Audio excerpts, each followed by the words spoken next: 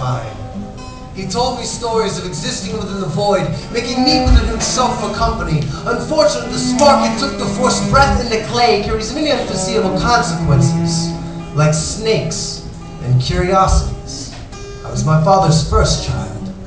I soon gained self-awareness, being the only one of my kind. My wine-sack stomach with the sickly fullness of too much before cancer had a constellation to call shoreline. It was you, beating through my skin. God offered to provide my heart's favorite rib, create a lover-shaped hole in my chest, but filled a trace space made for fingertips touching with pieces of the very bone that gently listened to my heartbeat's first whispered rhythms, ground stardust fine, reconstructed to the tune of Venus.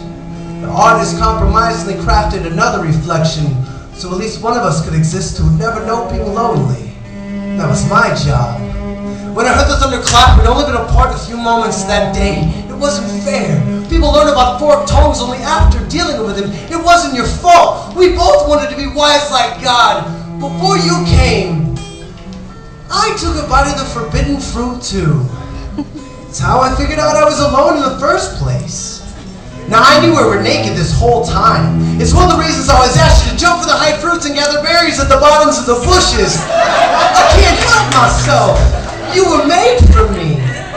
We've never had to question being soulmates. Now we love so much like God, it makes him jealous. I bet one day he even writes a commandment about it. My love, let him keep eternity. And I'll die in your lap, head back, your eyes guiding my descent into ether. I'll remember first discovering how our pieces fit, learning sensations of life swelling in your belly, the figment of consciousness ripening in your vessel, the longing to touch them to your lips, more than cage them in your ribs. Let us teach our children that Eden was all rules and gates. We'll rewrite the history on the walls of caves saying that we escaped. The pain of thorns on my feet will only spur smiles, knowing when I left God, the best thing he ever made came attached to my palm. My dearest Eve, God does not know what he let go of, and I will not make that same mistake. I'm not upset with you. This is our genesis.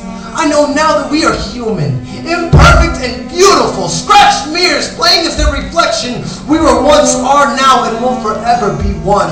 Beyond the day that our clay settles back into earth, we will always have our story.